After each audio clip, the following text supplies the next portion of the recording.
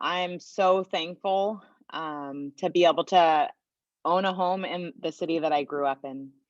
So, and that's really something that I never thought would be possible. So I grew up in Santa Cruz, and I went to Santa Cruz High, and then I went to college, moved to San Diego, and was an engineer for about 10 years before I moved back home to Santa Cruz after the birth of my daughter. And I made a career change to follow my passion.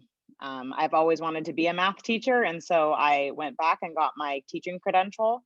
And I work at my alma mater, and I cannot tell you how special it is to work, at the school that inspired me to be a teacher, and just grew my love of math.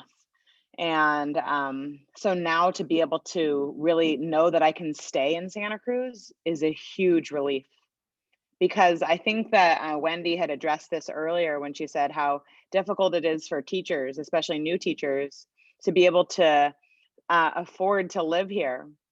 And now I know I can stay. And before I was worried that I wouldn't be able to, and that I would have to move to Oregon or somewhere else, which is a beautiful place. But I wanted to live where I grew up and to raise my own daughter.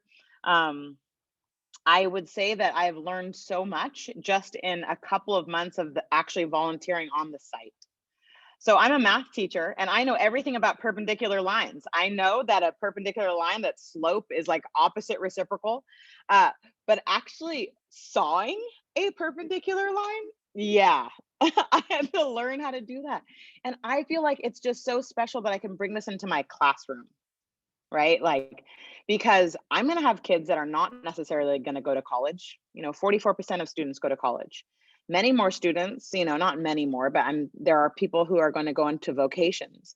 And so I feel like I am gaining skills not only to be able to, like, fix things and build things, but also skills that I can bring into the classroom, right? And I can again show connections between what we're learning and then also what they might be doing in real life. And I've always felt like I was in this unique place just as an engineer, having applied math, but now also having learned how to actually make things or build things or cut things is going to be a huge additional asset that I'm looking forward to bringing into my classroom. um, I also just think that, like, even though it's a lot of sweat equity hours, I will tell you, like, it's been intimidating. I'm like 500 hours. Oh my God, how am I going to do it? Well, we lean on our village. So I definitely have, friends who are taking care of my daughter, during the Saturday, so that she can play and be a little kid.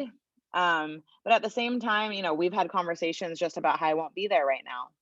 But she knows that I'm putting in all of this sweat equity for a good cause, because it's investing in our future. And having that home stability is huge, right? I mean, there's a lot of data and research out there about just, not worrying about having housing insecurity and how that can affect a child's trajectory in their life. And so it's such a gift, I feel, to give to my daughter.